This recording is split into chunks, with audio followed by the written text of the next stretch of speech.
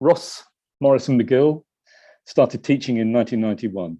He was a school leader for 20 years and he's worked in some of the most challenging secondary schools in London.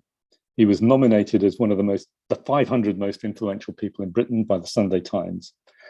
And he works with his blog and his Twitter feed and everything else. He works with pupils, teachers, and school leaders right across the world. Iman Beoku-Betts is an analyst at Open Development and Education and works as a co-country lead for Sierra Leone at the EdTech Hub. She relocated from the UK to Freetown, Sierra Leone, where she began tutoring secondary school students and worked at the Ministry of Basic and Senior Education. So she's seen the work of the hub from both sides, I think it's fair to say. Genevieve Stahl is a former science teacher who unintentionally left the classroom to work at an EdTech startup, building a learning app for students. And the app, Socratic, won the Google Play's Best App for the year in 2018 and was later acquired by Google. And she's now a product lead.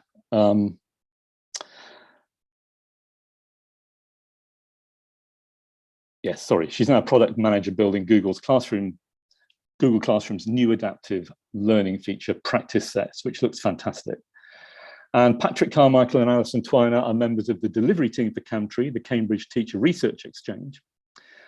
Patrick was originally a school teacher, and before he became an academic, started an academic career at Cambridge and went on to John Moores University and the University of Bedfordshire.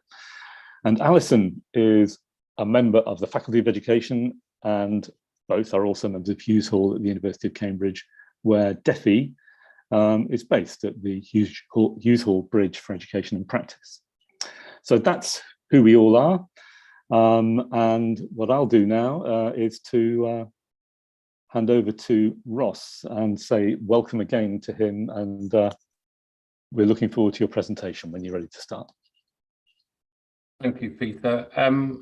Good afternoon, colleagues, or maybe good morning, depending on where you are logging in from. I've got quite a few slides. Do apologise in advance, but I just want to make sure I give you my full story.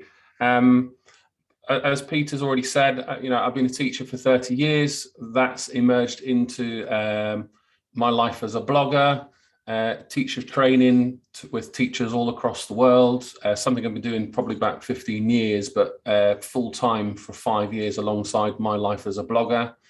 It's led to, I'm publishing my 10th book on teaching in June. I've delved into cognitive science and neuroscience, and I'm publishing a book on memory, which I'm quite nervous about, but I guess that's my own journey and something that we all go on when we try to understand how we learn. And I should also add that I am a struggling doctoral student, and I'll talk about that as we go through. I guess the backstory, I was one of the first, I started blogging in the year 2000, so I'm very much an early adopter.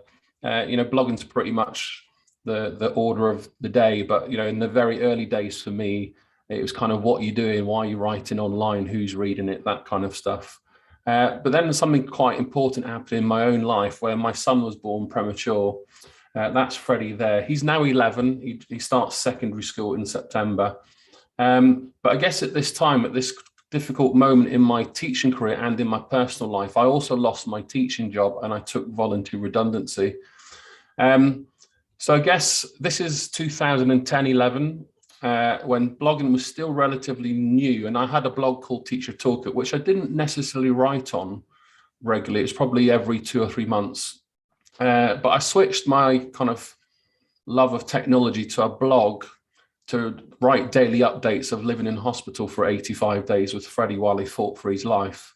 And that blog became viral, at least, viral, I guess, 250,000 followers very quickly in a couple of months, and invitations to the TV and all sorts. But I found myself in September 2011, for the first time in my life as a teacher, not in school, but at home, redundant with no career. So I started blogging as Teacher Toolkit again. You'll be pleased to know Freddie's doing really well. That was my first cuddle, and we try and keep that tradition up every year. And you can see that He's 11 now, so he's going to struggle to get into my t-shirt. But that was my original motivation for blogging. I guess carving out a living is the critical message here. So my background is design. So I'm a design and technology teacher by trade, master's in design at St. Martin's. And you can kind of see how I've evolved, stealing the keep calm, carry on logo when that became fashionable 10, 15 odd years ago, probably even earlier than that, and how my logos evolved to the one in the top right-hand side of the screen, just keeping things very simple, design theory. Blog stats. So the website has just gone past 16.5 million readers, which is just always surprising. I always tell everyone it started with one. It was never my intention. It was a place for me to reflect online as a diary, and that was it. And then one person replied in Australia, and the rest is history. In the box in the top right-hand corner, you can see what teachers search for in terms of their needs, ways to solve marking, the differentiation problem of meeting needs of pupils. Middle leaders, they don't want role play, but they want help managing colleagues they work with. And school leaders often want cultural, workload, staffing issues, those types of fixes. So in total, about 2,500 blogs, which is roughly, I think, 2 million words. The interesting thing, no matter what I've tried, the average reading time is 70 seconds. So if you go on my blog, you'll see often most blogs are 2 or 3 minute reads maximum, rather than waste my time or your time. That's a screenshot of the calendar. I don't do this alone. I used to, and I'll kind of introduce you to that process in a moment, but that's a screenshot from a couple of years ago. Most of these screenshots are old, but they're pretty much the same as they are from when they were taken. This is a recent screenshot of just general search terms, what teachers are looking for. And I guess only recently when I started my doctoral research, and my research draws upon my experience, I guess my autoethnography as a blogger, is I started to articulate that I'd probably, from a data science or an analytical perspective, having looked at analytics on a monthly basis for over a decade, I'd been maybe operating as a virtual head teacher for many, many years without realizing and understanding teacher needs, pressures, times of the year, what teachers were looking for, including parents and governors. I guess that emerges into Google Analytics and keeping an eye on that, and also learning that process, as well as search engine optimization. Although I manage this as a business now, I still, I could fully consider myself to be a teacher. And I guess this journey has allowed me to understand all these analytics and data that we're all pretty much a lot more savvy with, all of us, in all this technology that we use and we are immersed with. I guess one interesting point to make is in about 2007, I've hidden the numbers here on the left-hand side, but you can start to see how my blog started to draw in an income to a point where I was earning more on my blog than I was as a kind of second in charge of a large secondary school in London. That's £75,000 salary as a vice principal in London in a large secondary school. So I got to a place where this income started to have a degree of accountability, also allowed me to have a bit of a lifestyle, but also the blog started to draw in a lot of traffic and lots of things I hadn't predicted. So for example, working with lots of big clients and reading lots of non-disclosure agreements, contracts, data protection, all those things that I'd never, ever considered from the start, all the legal aspects. But I guess, that work as an influencer, endorsing products and having that line between what do you value? Are you doing it for fun? Are you doing it for love? Or are you doing it for the money? I've gone through all those journeys also. I've been sued 3 or 4 times, so it's a hard lesson from things that I might have tweeted 4 or 5 years ago, where someone screenshotted it and got back in touch with me, or gone through the legal system. So I'm much more cautious about what I share, and I do things very carefully now with such a large audience. I guess, I mentioned at the start, I work with teachers. That's just a screenshot of where I've been physically in schools as a result of the blog. Throughout lockdown, about 80,000 teachers, 65 countries. So I was logging in at 6 in the morning, working with teachers in South Korea, at the end of the day, after a bit of Zoom fatigue, working with colleagues in Rio de Janeiro to end the day. So there's pros and cons to all this. I guess my key message is the well-being of myself. So here are, we're all savvy to all this, and, we'll look at the online harms bill going through Parliament here in the UK, but, 10 years ago, this was unknown territory, this troll attacks that we'd each receive, or we see celebrities and MPs receive, and it makes me think about some of the messages I also send to people that I don't necessarily have a physical relationship with. So those are just some of the things that I've received personally. This one in particular, in the blank boxes, this is like someone who suffers from premature ejaculation. And this is from a blogger, a teacher, coincidentally, who didn't really know that I'd just had a premature child, and my wife suffered an ectopic pregnancy. So you can see how lots of online messages can harm us. Also think about the purposes of the Twitter or your social feeds, professional or personal. I think for teacher professionalism, I made a clear distinction from the start to safeguard myself. I guess the theory I work on, or the principle, is if I don't wear it on my t-shirt down the street, I shouldn't tweet it. It's led to all sorts of lovely things, going to kind of education policy, what roundtables, I guess that kind of privilege of having your voice heard and speaking on behalf of people. So this is a screenshot of people at Ofsted, which is our education watchdog here in the UK, or in England, I should say, and all these fancy awards as well. This is just a screenshot of my Twitter feed. In that red circle there, 17 million people. So that's an old screenshot, but you can kind of see the impact that my comments have. So I have to work quite carefully between nurturing the next generation of teachers, supporting people that are currently in it, and also holding people to account for bad ideas that might draw people out. And that's a bit difficult one, because often it has to be research informed, or it's on a personal opinion. So that's always a difficult one to tread, as well as holding MPs to account. Managing well-being. So this is an old screenshot of TweetDeck. I schedule most things now so I can get on with my life rather than always having to track and respond. I also use voice technology, so I don't have to type lots of things. And this is something I've been doing for 10 plus years now. So I can pretty much write most of my blogs or books just through voice technology.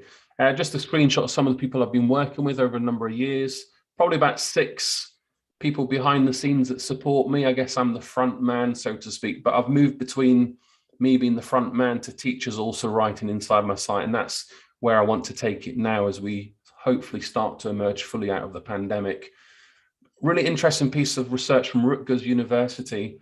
The me informer is a bit like the selfie, the Kim Kardashian theory, or the Kim Kardashian effect, where people that are more selfishly focused on growing followers do these types of things. And I would probably attribute my audience to the informer, which are doing these, giving other people shout out, sharing resources, sharing other people's ideas. And I've always battled between both of those all the time. But I think that's a nice bit of insight for most people. An easy tip, if you want to write a popular blog, always put a number on it. 5 tips for XYZ. People absolutely love anything with a number in the title. I guess the hallmarks for me, people need to like your content. Once they like it, they start to know you. They then refer you to a friend. They then start to trust you as a source of professionalism, good ideas, or whatever. And then they buy into your vision. They might buy your book, or they come and see you at an event. And I think that's what I would sum up my entire experience. Where I am currently, so I'm looking at social networks, so I guess my life on Twitter in particular. So Gavin Williamson, God bless him, and Nadeem currently in office as the Education Secretary of State here in England. So I'm currently dabbling with, and I think the pandemic has put me back significantly with my research, because I have to, as a self-employed kind of business, focus on income rather than sitting down doing my research. So I've taken a back foot a little bit. But I'm looking at social networks. So this is Gavin Williamson's tweets throughout his whole life on Twitter. This particular period is when he was in Cabinet Office in Westminster. And this is kind of an overview of all his analytics and when he's most likely to tweet, and the kind of things that he would say, including sentiment analysis and all sorts of interesting things.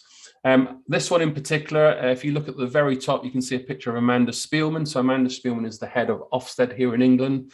So narrowing my focus a little further, I'm looking at how Ofsted communicate with anyone through their social media channel, particularly Twitter. This one in particular is when Amanda Spielman said in September last year that teachers were more focused on delivering food parcels rather than teaching and learning. And you can see here, as you scroll down the image, how the moral outrage spreads across the network. And I'm keen to see how people respond to key voices and how they can then influence the dialogue further in future of education policies. So for me, that is particularly Ofsted context. So I guess, I won't go through all these, but I just put, I guess my blogging journey over the last 15 years would be, have a moral compass, keep things simple. No one's going to read your blog if you don't write anything or don't put out something on a regular basis. I guess you also have to manage your own work in life. Be careful of copyright and how ideas spread quickly or regurgitate or come back to haunt you. And we're surrounded by data science, so use data and analytics to inform you, but not necessarily direct you. Use it to find out what works. But again, going back to number 10 there at the top of the screen, do it for yourself more than anything else. And I think what that's allowed me to do is, I guess, have a degree of autonomy outside of the profession, which I love, where I can have a bigger impact supporting teachers all across the world rather than just in a school. And I think that's probably a good way to conclude my presentation. So thank you, everyone. Sorry. Okay, there we go. We can get started. Hi, everyone. So my name is Iman Beoku-Betts. And as mentioned, I am an analyst at Open Development and Education, and I'm also a co-country lead for Sierra Leone at EdTech Hub. So today, I'm talking with my EdTech Hub hat, and I'm really excited to speak to you all about EdTech Hub today, who we are, and what we do. So in this presentation, I'm going to speak on 3 different topics. I'm going to start off with what is EdTech Hub, and then move on to how EdTech Hub has adapted to the demands since its first launch. And then finally, I'm going to look at EdTech Hub's vision for the future. So I want to start off by answering this question. What is EdTech Hub? EdTech Hub is a global research partnership formed from 6 consortium partners. These partners are Results for Development, or R4D, Brink, Jigsaw Consults, Open Development and Education, University of Cambridge, and Overseas Development Institute, more commonly known as ODI. So the goal of EdTech Hub is to empower people by giving them the evidence they need to make decisions about technology in education. This is our purpose, and that's actually why it's the title of my presentation today. All the work that we do is focused and centered around achieving this goal. So EdTech Hub isn't like a typical digital learning platform, but it's also so much more than just a website. With a shared interest in technology and education, EdTech Hub wanted to relate this interest back to evidence and ensure that decision makers have the evidence they need to make informed choices about using EdTech in their country. So alongside an extensive library that aggregates our research on possible ways that EdTech can be used across the globe, but in particular in low and middle income countries, we also provide technical assistance that brings this research to practice. So when I was working in the government, my first experience with EdTech Hub was actually through this technical assistance. I worked in the Ministry of Education for about 18 months, and I was actually partnered with a country lead, who is still the country lead alongside me in Sierra Leone, and we worked together on a project.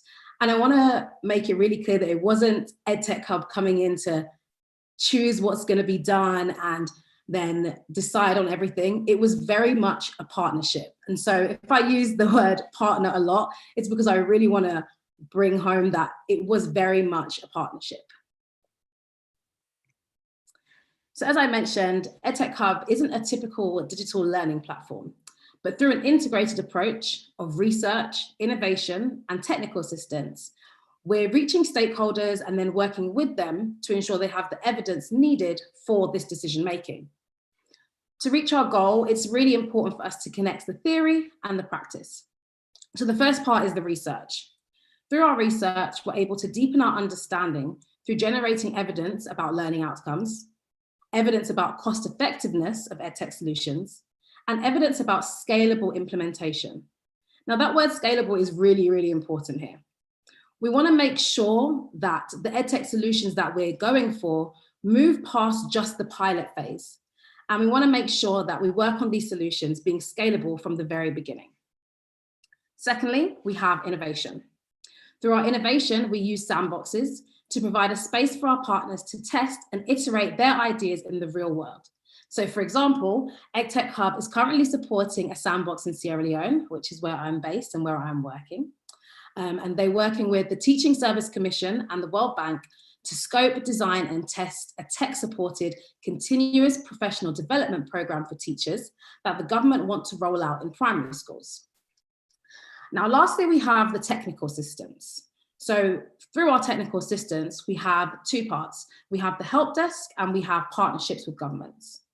Through the help desk approach, FCDO education advisors, World Bank staff, and UNICEF staff who work closely with ministries of education in low and middle income countries can actually request and receive short-term discrete support from the EdTech Hub help desk. So this is then used to support the what and the how of EdTech enabled approaches. So although not everyone is actually eligible to make a help desk request, the summaries of the findings from these different requests from around the world can be found in our evidence library. So then we have our collaborations with government, which was my first experience of EdTech Hub. So through these collaborations with the government, we work in particular focus countries and we're able to partner with those who are on the ground who actually need this research for decision making. These partnerships are really important because they allow us to actually sit with the government and work together on what they need to achieve their EdTech related goals. So we focus our work through 5 EdTech topics with the greatest potential for impact: teacher continuous professional development, digital personalized learning, participation in messaging, data for decisions, and girls' education and technology. And we believe that these 5 topics can actually advance the evidence in EdTech. As I mentioned before, we have particular countries that we work in for our technical assistance. So we work in 6 focus countries where we use deep engagement to unlock change. We work in depth and in country in Bangladesh, Ghana, Kenya, Pakistan, Sierra Leone, and Tanzania. In these countries, we have country leads like myself, and we're working with governments and other education partners to support change. Then on a global scale, we provide the short-term technical assistance that I mentioned before in 70 countries through the help desk approach. So why are we here? EdTech Hub was formed to help improve learning outcomes and address obstacles to implementing and using EdTech in a number of ways. We want it to be effective, impactful, cost-effective, context-appropriate, and scalable. So many policy and decision makers are faced with the challenge of finding relevant and accessible evidence. But this evidence can be found in our evidence library, which brings together reports on our latest research and findings. So overall, we're trying to create these partnerships that will result in global public goods and empower people by giving them the evidence they need to make decisions about technology and education. And that brings us right back to our goal. So for the second part, I want to talk to you about how EdTech Hub has adapted to demands and changes. So when COVID-19 hit the world, as you all know, education was completely disrupted. Not only did things change, but they needed to change drastically. The pandemic really exacerbated the global learning crisis, and the EdTech Hub pivoted to meet the needs of the education sector. The need for more evidence, and very fast, grew rapidly, and EdTech Hub responded by adjusting their focus and honing in on where help was really needed the most.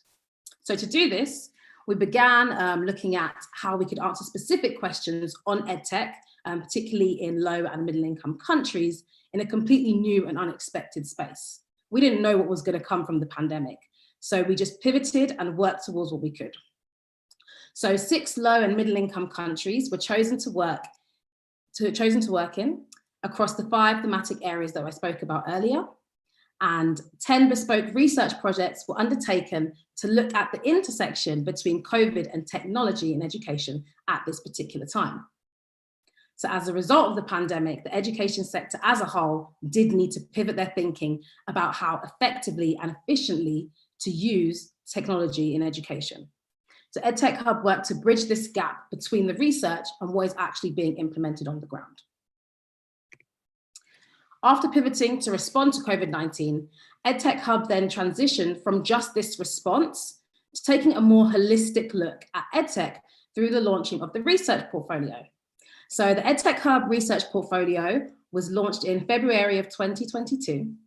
The portfolio contains research that was commissioned to fill the evidence that decision makers need when deciding which EdTech implementation is best in their particular content so they can support children, teachers, and school communities.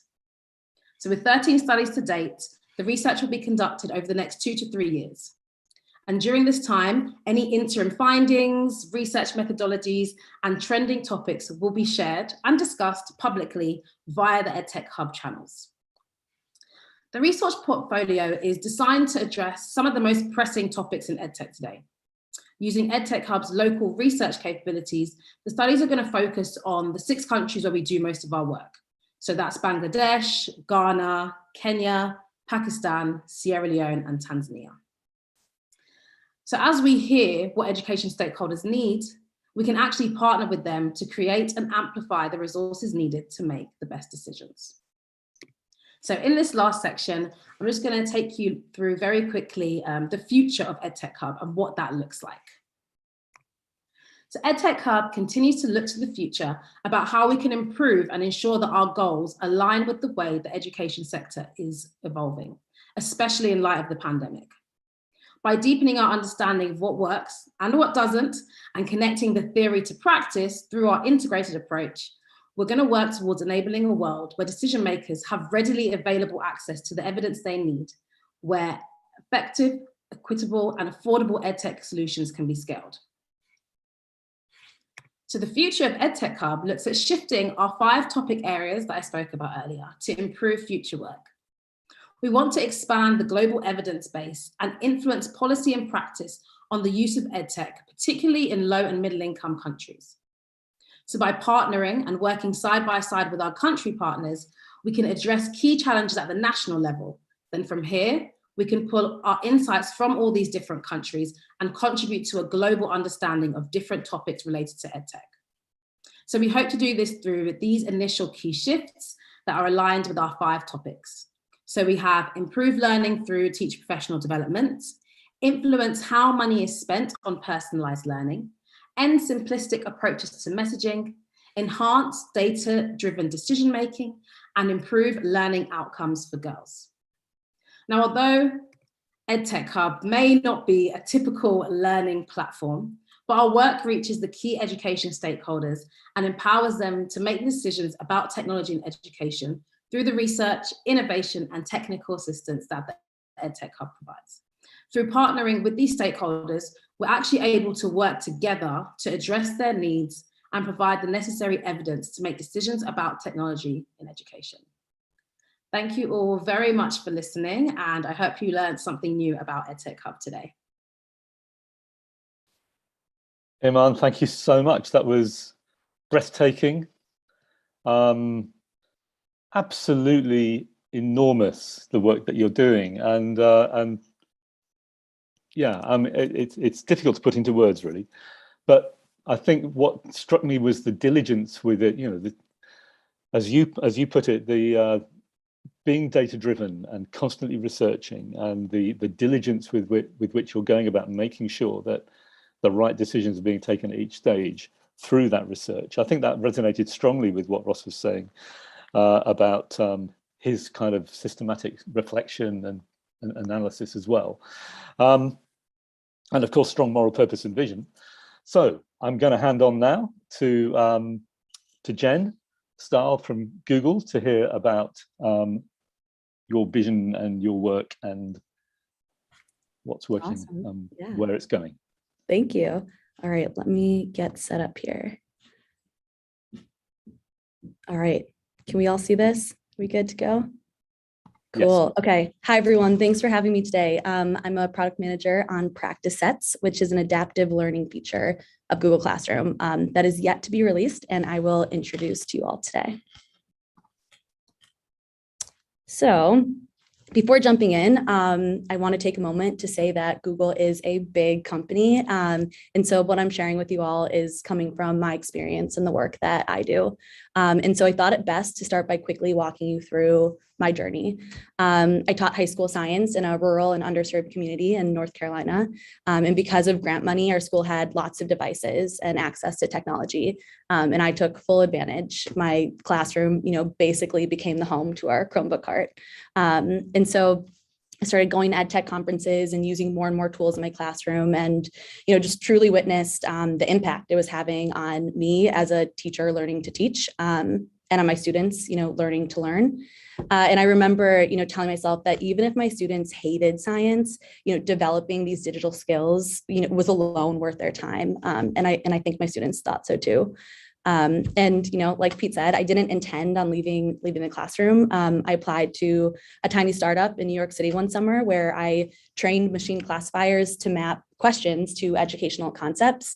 And this 6-week job just turned into owning the learning experience for this student-centric learning app called Socratic.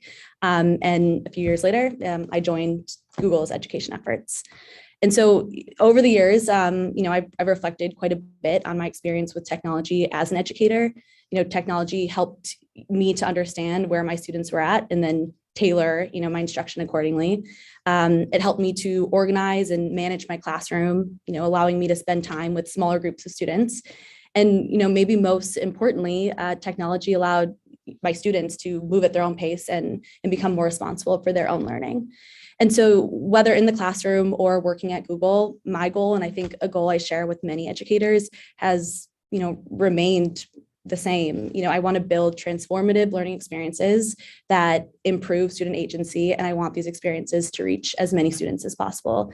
And Google has been a really, really awesome place to do just that. So let me stop talking about myself. And let's talk about Google for Education. So Google for Education began with the mission to empower educators and students to teach, learn, and collaborate from anywhere.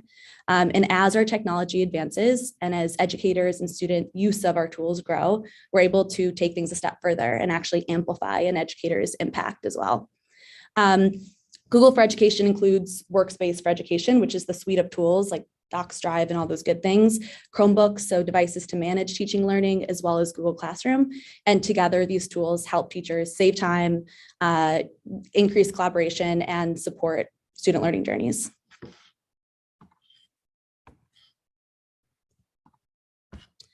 And so I bring you to one of my new favorite slides because it totally simplifies, everything that Google for Education has done since 2004, but it does a really good job of telling our story. So we started with some core tools, and in 2014, after Zach Yeskel and his team, responded to teachers coming up with all these, workarounds for Drive, like, creating scripts to make a copy of every doc for each of their students. Google Classroom was born, a product specifically built with and for educators. And now we have over 170 million Workspace for Education users across the world, and over 150 million students, educators, and school leaders using Google Classroom. You can also see our response to COVID. So, distance learning had a major impact on our roadmap. And I'm really proud of our team for adjusting and getting educators the features they needed when they needed them the most. For example, getting me in classroom is a big one. And as we've transitioned to hybrid learning, we're ears wide open, we're listening and we're learning from educators and students and trying to respond to their needs, announcing over 50 new features like roster import. And then we arrive at the present with the feature that reflects the future of Google for Education. And some of you may already be familiar. We announced in March, but I introduced practice sets. So again, Google Classroom's adaptive learning feature that is coming to beta later this year. We believe that teaching and learning are very personal journeys, and technology can provide this scaled, individualized support. And so practice sets is a tool to amplify instructional impact by addressing student needs and making that educational experience more engaging. And so before I say any more, I do want to show you a video to get you an overview of this feature. And let's cross our fingers that our audio works well. Learning is personal. Students stay more engaged and learn more effectively when they get feedback right away. But one-on-one help for each student isn't always possible with the learning tools that exist today. For educators, having a round-the-clock tutor for each student that could help them grade classwork and give insights into student comprehension would be ideal. That's why we're creating a new tool in Google Classroom called Practice Sets, which enables educators to create interactive assignments from their existing content or from scratch. Students can get help as they answer questions, and teachers can get automated insights to know where students are getting stuck. Let's take a look at how it works. Once teachers create practice sets using existing content or by writing their own questions, our adaptive learning technology identifies the relevant learning skills for each question and finds relevant hints and resources that will be available for students if they need help.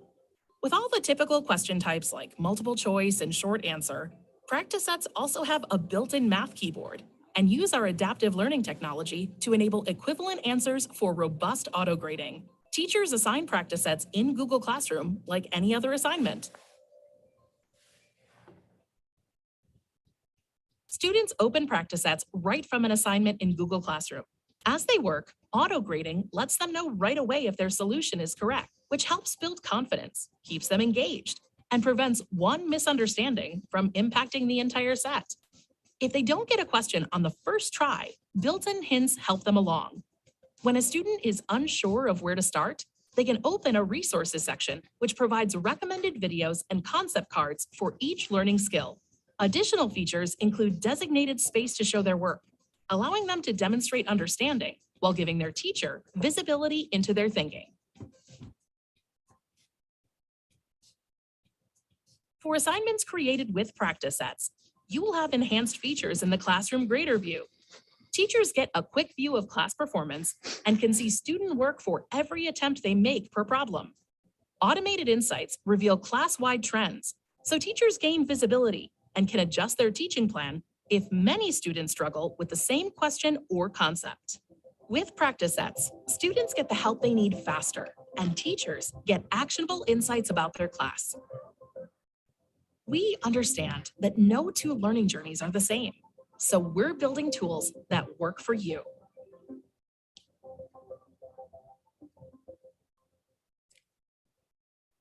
All right. So as you saw from the video, there are three kind of parts to this practice sets experience.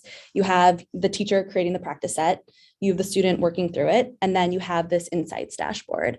And today, the time between a student turning in an assignment for practice and getting feedback on it is either very long, or it ends up in the grade book as complete, or participation 100%. And so practice set aims to kind of close this feedback loop, get students the immediate feedback, and then get teachers those real-time insights to inform the lesson planning when it actually matters the most. Oops. Here we go. Okay, so this slide summarizes what educators are getting with practice sets. So again, things like pulling in existing content to make it more engaging and interactive, saving time with auto grading. You don't have to, put all of your million papers spread across your table to grade every single one and, pull out patterns. Getting snapshots of student work. That's something you cannot get from paper. The insights dashboard, making your future instruction more meaningful and your future assignments, more keyed into what your students need. And then ensuring your students have access to high quality resources anytime. So regardless if they're sitting in your classroom or not. There's two main screens here. The top one is creating a practice set, and the one right below is that example of the class insights. All right, and then we have the student experience, which is what I work on day to day. So we provide students with a space to demonstrate their understanding and work through those problems that their teacher assigned. We provide them with remediation to get the help they need when they need it.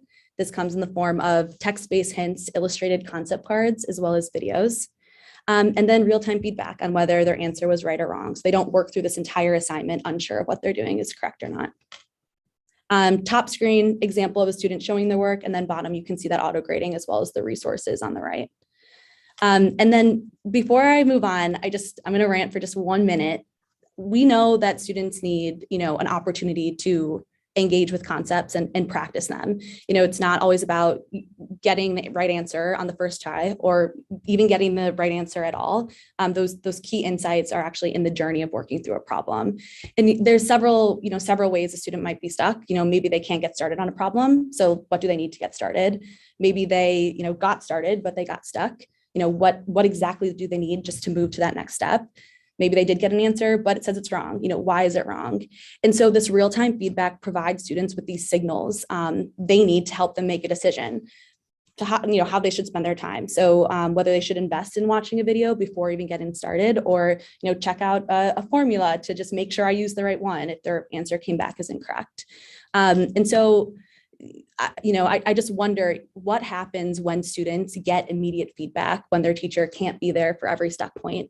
Do these signals help them become, more independent, avoid frustration, even gain, confidence? And what happens when, students feel safe to really demonstrate this understanding, regardless of how much they understand a concept, and truly embody, that spirit of practice. And what is the impact of, kind of getting those insights to their teacher and quickly? And so again, ultimately, practice sets allow students to make progress in their learning journeys. And then in parallel, they provide teachers with those key insights, a snapshot of every attempt, as well as that grid view of student performance.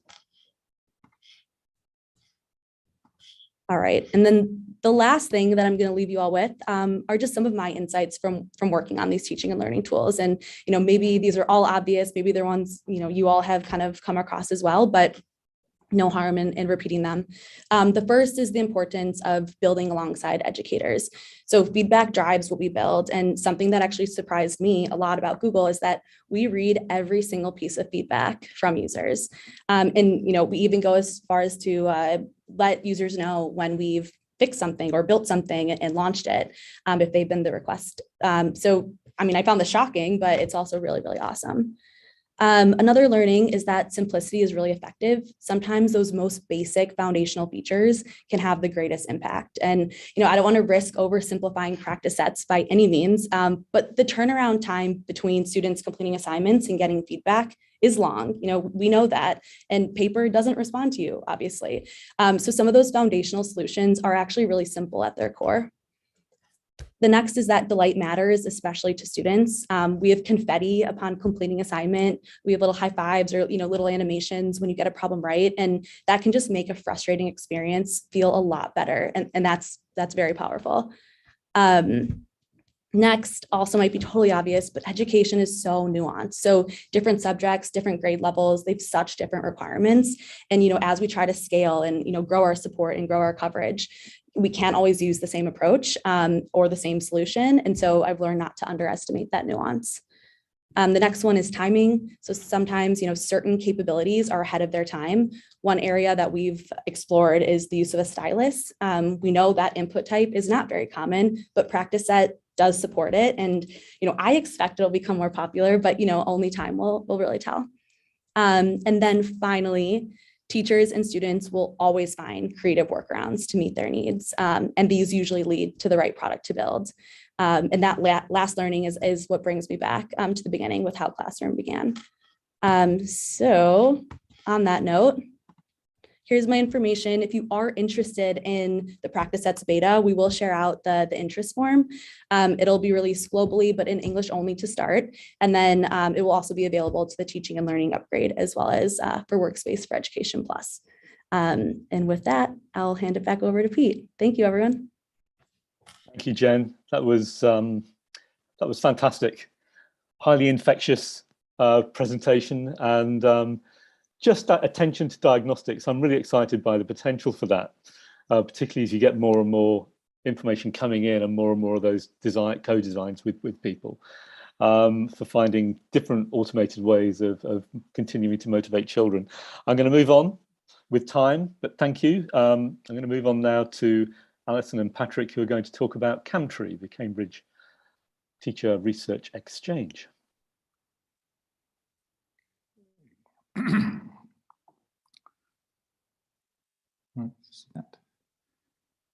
Okay, so hello everybody, I'm Patrick Carmichael, and with my colleague Alison Twiner, I'm going to talk about Camtree, which is our new platform to support close to practice research by educators in lots of different settings and contexts around the world. Camtree is based at Hughes Hall in Cambridge and draws on work carried out at the Faculty of Education here in Cambridge, but also more widely. I think Alison is in charge of the slides. She has the clip. She could just advance the slide. That'd be right. Okay, so in its simplest terms, Camtree aims to provide a combination of high quality learning resources to support teachers who are planning, undertaking and sharing the results of inquiry into their own practice. And that's for the most part, but not exclusively, in classrooms and other formal learning environments. It's also about providing community tools to support their working and learning together, and a digital library, the content of which we envisage being integrated into those learning resources and into those community discussions, providing the kind of rich examples and evidence and models of inquiry that we know teachers learn from very effectively. What we also know already, and has been amply demonstrated in lots of different settings, is that engaging educators in research into their practice, ideally working collaboratively in groups with support from more experienced researchers and with buy-in and support from educational leaders, contributes to improved learning outcomes, lasting professional development on the part of the educators who are involved, and also enables and levers significant changes in school cultures. Yet, while there have been some very good examples of this all around the world, there has as yet been no unified platform that supports this. And even when there have been successful initiatives, they haven't always lasted in the long term, or been able to share their findings and practice beyond the local context. Next slide. So what we are doing, and it is still at a very early stage, is developing a platform, or rather elements of a platform, that can be used by existing and emerging groups and networks of educators who are involved in inquiry into their own practice.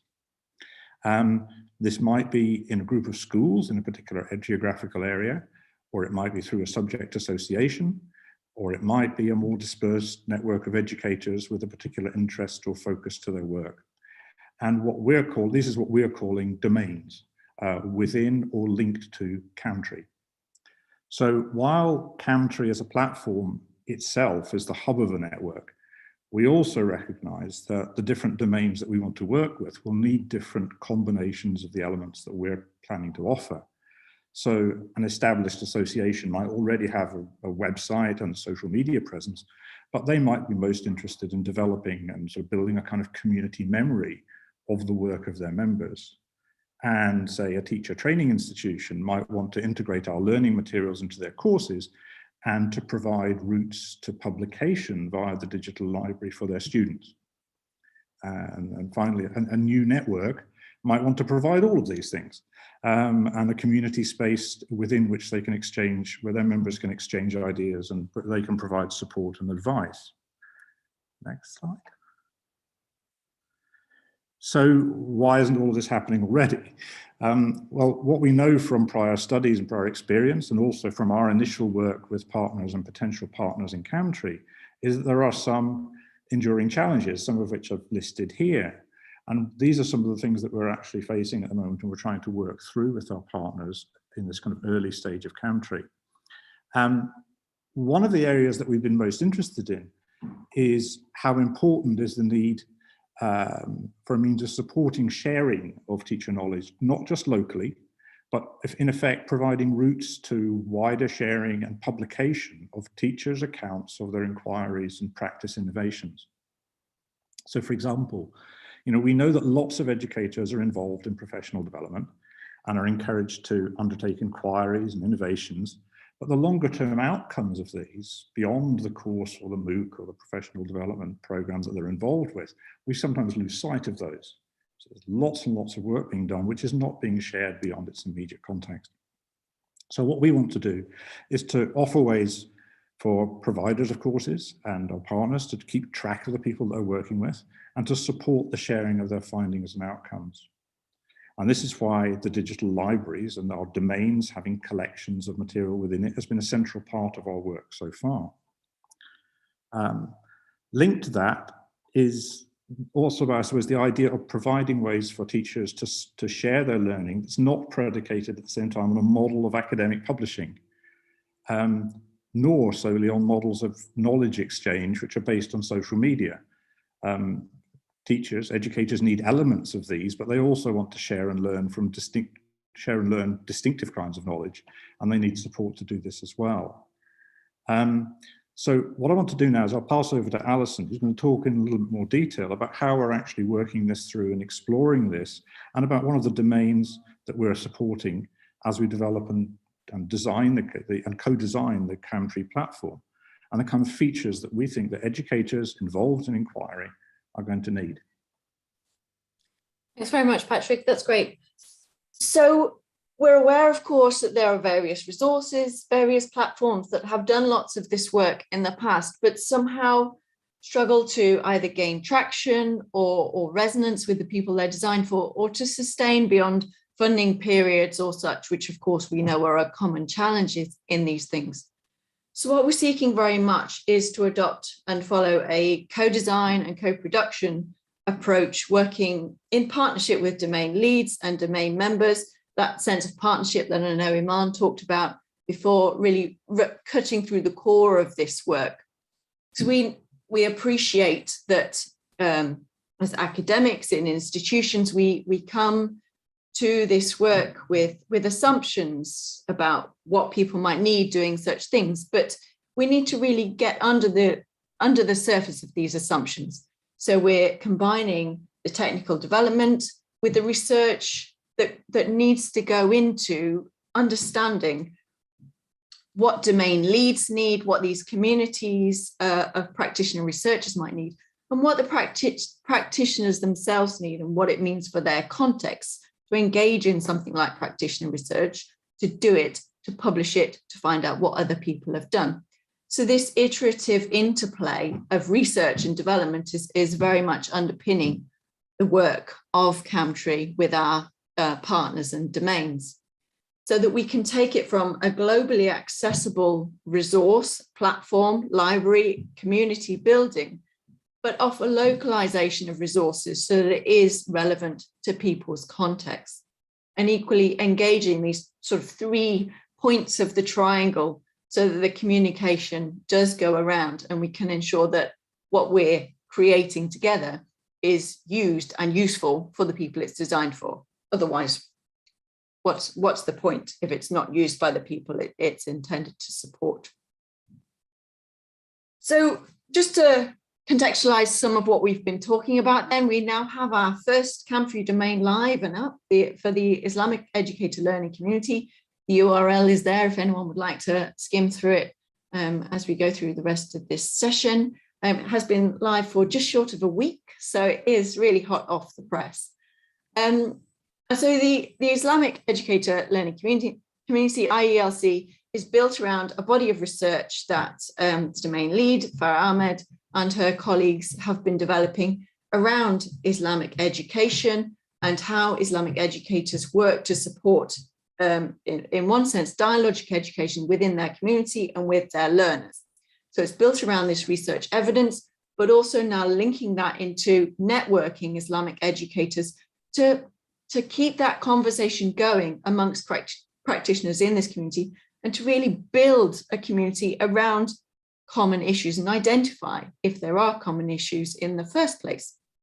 So this is obviously a static screenshot. We'll go into more detail on how we've got to this point. So through the research we're conducting in creating these domains and working with domain partners, we're having conversations, and it became very clear from talking to Farah, and she's going to join us for the panel discussion if anyone has questions about the domain.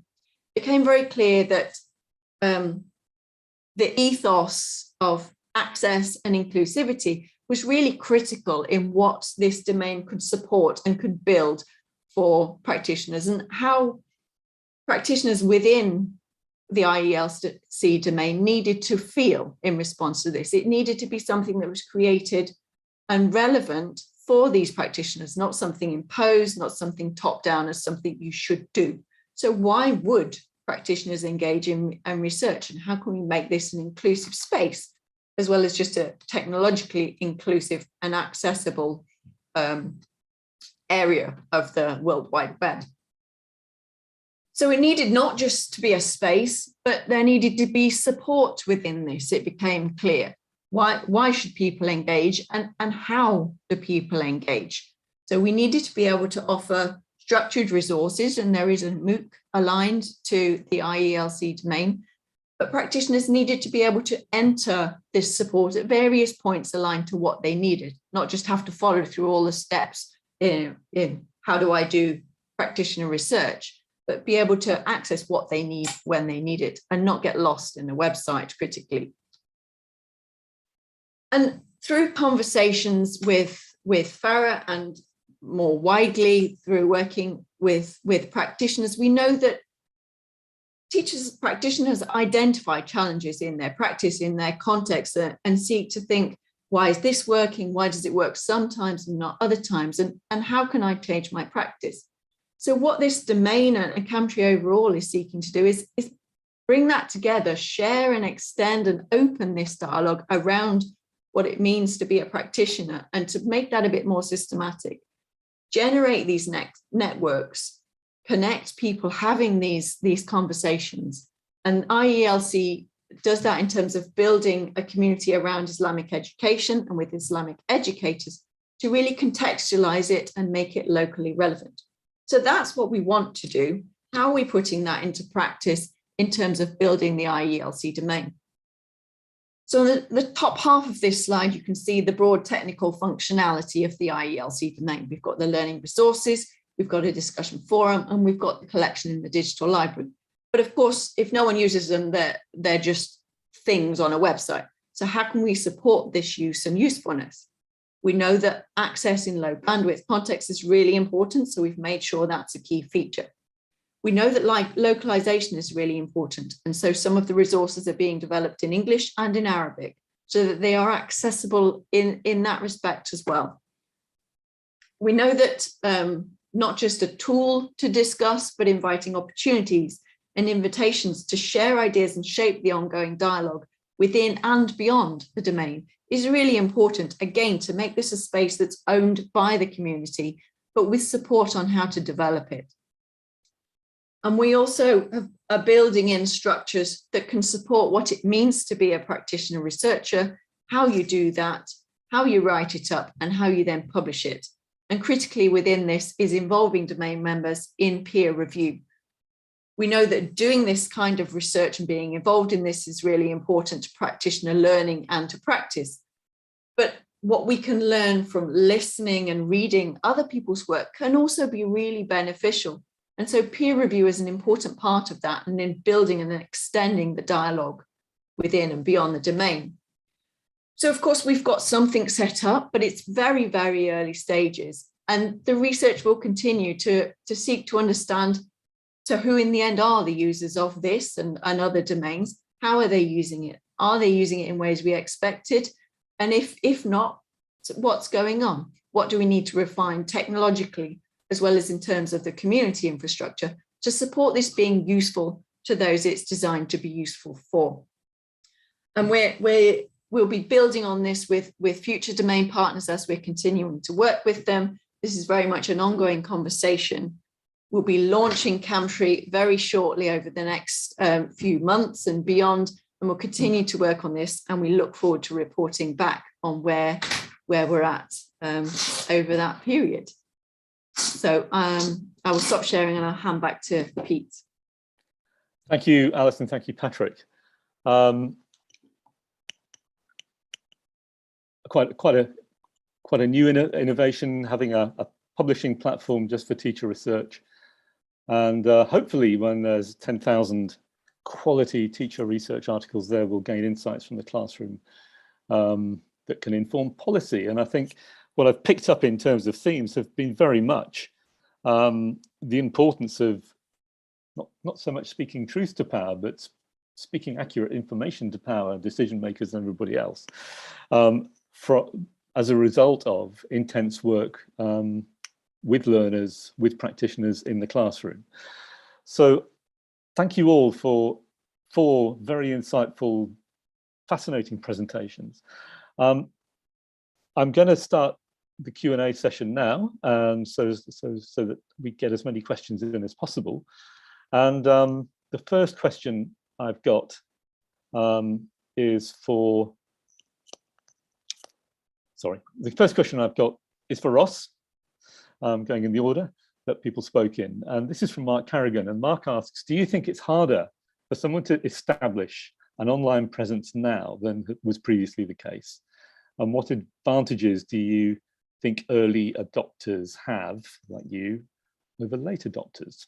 Ross, are you able to shed a minute or so's light on that? So Mark has been my co-supervisor for the first couple of years of my doctoral supervision. And I guess I don't think everyone can blog, although it's much easier than it is today. I think, when I first started, yes, you had a platform, but you could learn HTML language and then code, where we would click a button and it automatically tweets a message. I used to spend hours coding that facility behind the scenes. So I think it's easier for people today because there's a lot more tools available. They're cheaper, they're quicker to do things, but at the same time, it's also saturated. And again, it goes probably back to my own point that you need to have a purpose for blogging. You're wanting to do it for yourself more than anything. And I guess with that saturation, finding a niche in a world of automation, there's a great power in following a voice or a particular specialism and gathering people around you on that particular theme. So I guess, late adopters or people that are blogging now, I guess we can copycat from people that have done it like myself before. We can use tools. There's lots of free versions out there. And, the word influencer was very new to us all a decade ago. Now it's relatively well established, as is how we tweet and manage our social media behaviors. But, the online harms bill and all that type of stuff I mentioned earlier, we're not there yet. And that's us as adults that we've all experienced, never mind our young children in our schools that are having to deal with this day to day. But I guess the answer to Mark would be, I think anyone can blog, but the difficulty is getting past the kind of 10 blog itch, I call it. How often will you blog? When will you find the time to do it? Is it a full-time? For me, it's a full-time job. It always was a hobby to begin with, then it became a part-time process, and now it's become a full-time thing. So I guess I have to blog to pay my bills. So I have that accountability in that respect. But yeah, I guess lots of potential responses. But give it a go if you want to blog, but make it niche and habitual would be my recommendations. Thanks ever so much, Ross. I mean, looking back over your blogs and tweets over the years that I've followed you, a lot of those early people with you have just disappeared, and they disappeared quite rapidly. And so I think the nicheness and the kind of knowing the people, that feeling that the teacher in the classroom or the school leader is a really important thing, and what they're thinking and what they're worrying about when they go to sleep at night is something that you've really managed to do. Iman, a question for you, if I could. This is from Wayne Holmes. And he's just asking, how does the EdTech Hub define evidence? So what counts as evidence and how it's applied, and how do you apply that at scale? Is that a question you can throw some light on? Yeah, that's a really great question, Wayne. Thank you. Obviously, we use the word evidence a lot, and I guess we don't always explain what we mean by that. So for us at the Hub, and our research director actually did answer this question as well, and we take a broad view of evidence, but really it's what we find from our research. It's our findings, both our desk-based research, but also our experience in the field. So, and I think that also kind of applies to your last question about how it's being applied at scale. So for me, one of the programs that we were working on when I was in the government, we use the research to iterate. So these findings that we find from small experiments, we use them to actually adapt the program. When we adapt the program, then we can work out, okay, this worked for 300 schools. Let's see what happens when we make it 700. We work out, we get the evidence, this research, we find out what we need to find out, and we say, yes, this part worked for our 700 schools, but actually this thing we did here, this is not going to work for any more than 300 schools. So I'd say that's kind of how it's applied at scale. And yeah, the evidence is just the research from our findings, both desk research and then also from what we actually find in country, in field.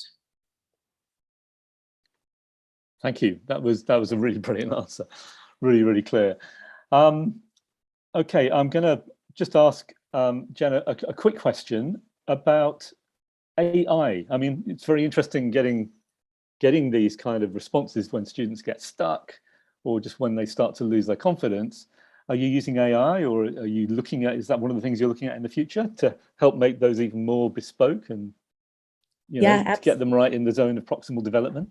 Yeah, absolutely. We have these, underlying technologies. We're calling this our adaptive learning technology that is using, AI and ML to support students in these moments. And I think this is kind of like the exciting future of where we're headed. And I think practice sets is sort of one of those first times that we're kind of doing this and sharing with the world. So in the education space. So we're excited to see how that goes.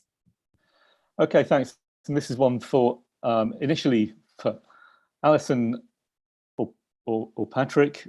It's actually for all panelists, but it's asking what opportunities there are to bring together not just academics and not just practitioners, but a mixture of academics and practitioners and potentially industry as well, as we have today, to address the global challenges of education inequalities.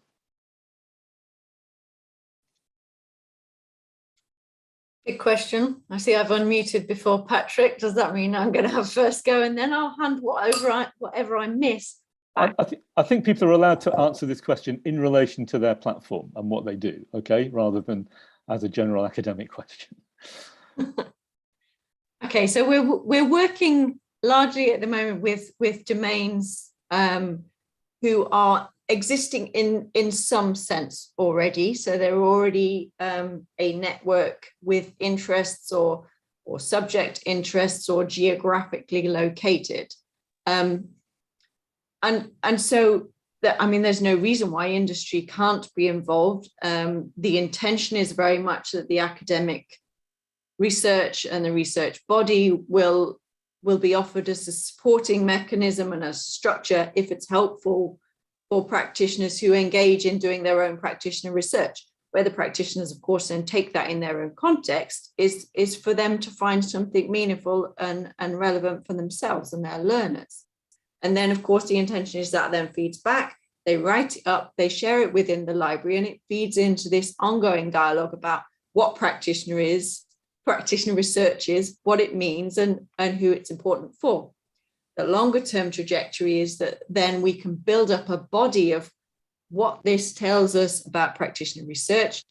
We can collate that and share it with policymakers or with industry as to where that's relevant.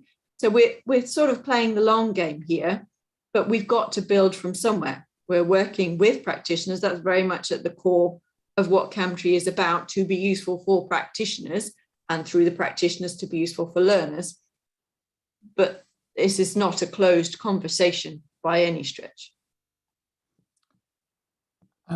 Yeah, I'll come in. I think I would want to add to that, I think that we reckon one of the things that's so interesting about Camtree, and I think we recognise, is how well positioned practitioners themselves are, and they are often the ones who have the in-depth knowledge of the contexts, the social and context and technological and cultural contexts in which they're working, and as a result, they are the ones who are probably best placed to conduct many of the kind of inquiries that we want to support.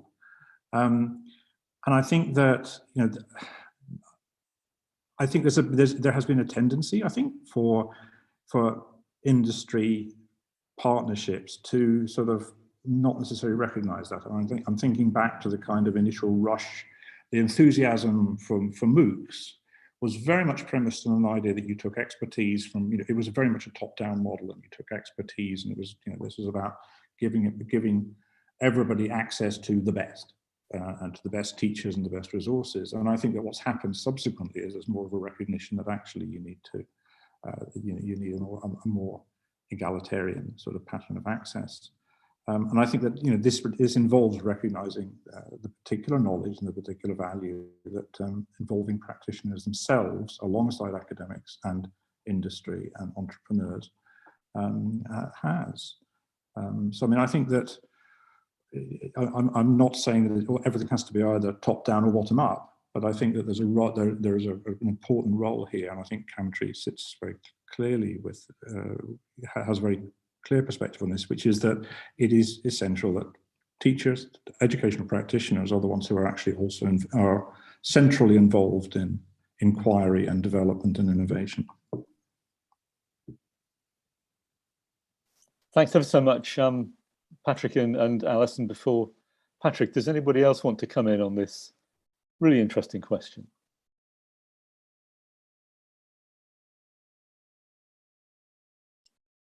Okay. Another question which we've had, and this one's for Jen, is from Elaine Wilson. Are there any plans to allow instructional designers and programmers and programs to work with expert teachers to focus on pedagogy as well as functionality and adaptive learning, which sometimes builds in bias? That's a question, really good question.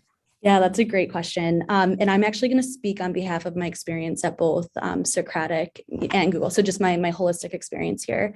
I think, again, from my perspective, there's a balance of sort of like, you know, automation as well as, you know, kind of manual input and help. And there's like this partnership between those things. I'm just trying to pull up the answer, but it seems to have left me. There we go. And so, you know, one thing that we have at Google are pedagogy experts. We have a team of them that we work with. And we have, you know, all these communities of teachers that we also partner with in so many ways. And so I think the short answer here is, are there plans? You know, based on what I'm working on, like I don't know exactly what the plans are, and I can't confirm anything, but I think in general, I would not be surprised if this is something we lean into. But yeah, it's very important. And I think that pedagogy is one of the biggest reasons why, you know, this practice sets beta is starting English only and starting, you know, largely in some of these schools that that we're already close with, is because it takes time and it takes, you know, a lot of consideration in localizing pedagogy. Something that happened the other day, we, you know, we were looking at concept cards, and we have PEMDAS, and like, you know, in Canada, they say BEDMAS, and that's such a small thing, but it's really important. Like pedagogy has all these different, again, nuances. And so I think partnerships are very important, and making sure we get experts to help us. Thanks ever so much. And just a quick one, which I think is for Ross, from Kevin, looks like Kevin Bruce. Practical question: how is revenue generated via blogging? Is it adverts, endorsements, or are there other ways to replace your deputy head teacher's salary? Well, I mean, it's a good question. It was never my intention. I never thought writing a diary would pay a salary. For me, it started around 2010 when I started blogging, someone would give me a visualizer or a little desktop camera for my classroom and ask me to use it and then blog about it in return for having it as a freebie. As a school leader, those requests then became, well, let's give you a device for all your teachers and blog about it, or a free site license. So while I looked like the bee's knees with the governors and the head teacher saving lots of cash, behind the scenes, it became a workload issue for me, blogging and reporting on these things in my own time. And it, conflict of interest grew, as well as my workload, as well as, the quality of my work as a teacher versus the quality of work as my hobby as a blogger. So about 2013 or 14, even when people used to want to come and visit me at my school, not to see the kids it was to see me as a blogger. So I had to stop doing that. But I made the clear distinction then to separate that identity between these requests and my day-to-day work as a teacher. So I think at that point, I draw a lot of interest from a wide range of people and sources. So marketing people and things started to give me a bit of advice, and starting to budget, for advertising space, or if someone's giving you this, what would you charge them and all. And that's how it started. But again, thinking back 9-10 years, no idea about non-disclosure agreements, contracts, copyright, data protection, privacy policies. Now I do, and much of the income that I've generated has been had to spend on all those processes behind the scenes. I've only had a shopping basket feature on my website for 3 years. Before that, thousands and thousands of people using the site, and I had no idea. But today, 100,000 people log in with their credit card details and email addresses, and I probably email 60,000 teachers twice a week. So there's a huge amount of data I have to manage. I don't do it all on my own. A lot of the income I generate is then farmed out to manage all this. My challenge is, how do I, going back to that equality question, how do I upscale my blog so that more people can access it, use it, benefit from it, and other teachers write on the site and profit from that in terms of exposure, without it being a big... my 30 years as a teacher, particularly school leader, was high stakes accountability. I don't want that anymore. And my blog is a hobby, and for me, it's a lifestyle business, and I quite like it like that. But if I break my leg tomorrow, it could all go pear-shaped. So I need to work out how I can sustain it as a digital product in the future when I'm gone. And that's what I'm constantly thinking about all the time. And how I can create that digital legacy. I think from an equality perspective, only the North Korea and the Democratic Republic of Congo have not yet accessed my site. And I know it might just be one person, but at least it's an educator, I hope, or someone coming across my site randomly, who knows. But I'd like, to make an impact for teachers with the free content on the site and the free downloads. Yes, behind the scenes is the odd little thing that makes me a pound here or there, but I have to cover my costs. As a blog, I'm spending £3,000 to £5,000 a month to keep the blog working. So it's sometimes, I'll have to be honest, some days or weeks I have sleepless nights. So I need to move away from all these kind of challenges that I have to more of it's the challenge between lifestyle and making it a proper big business. And that's the dichotomy I've had. And I've had several investors come my way over the last 5 years, and I've turned them all down. So I've got quite a bit of thinking to do, but right now I just like blogging, and I need to get my doctoral research done. So that's my current priorities. Thanks, Ross. You actually also raised an issue of safeguarding, really, for people who operate platforms.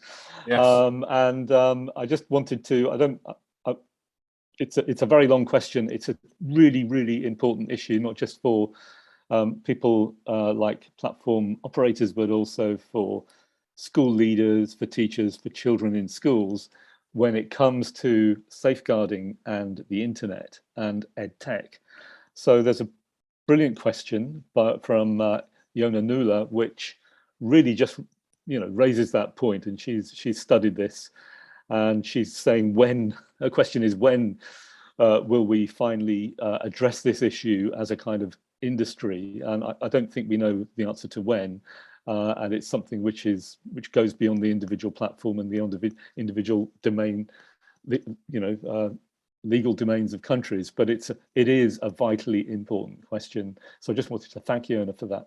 I've got a quick one from for Iman, which is about well, it starts off with thinking about how COVID has really made us think differently about EdTech and doing things like we're doing now, but also finding alternative ways of keeping children in the learning process, especially in low-income disadvantaged countries, and how the system can work so that developed countries continue to support low-income countries, South Asian, African, and other developing nations to introduce digital learning methods. And Iman, is there, the EdTech Hub is fantastic, and it is funded, but it's got a time limit. And have you got any vision for how this might happen? Given that Sierra Leone will certainly fit into that category. I'd say yes, EdTech Hub does have a time limit, but I think sometimes in these kind of cases, it's not, we don't want to just be thinking about, oh, we're going to finish. We need to be thinking about what we can do now. So in terms of actually working on solutions for low and middle income countries, we try to look at things even with EdTech that are like, for example, don't need too much electricity or they don't need too much internet. So I can use the example of Sierra Leone. That's where I'm from. That's what I know. And we try and take a hybrid approach. Our government looks at, even with these digital solutions, they look at using radios, for example.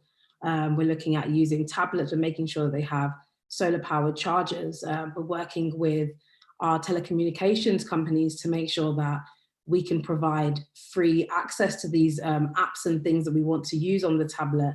So we are looking at all of these different things and trying to make them sustainable. I guess a way that more developed countries can assist and aid and partner with these low and middle income countries. I think one thing is providing content, actually. One thing that we do definitely lack is content, just the actual content to provide to the students, to provide to the teachers.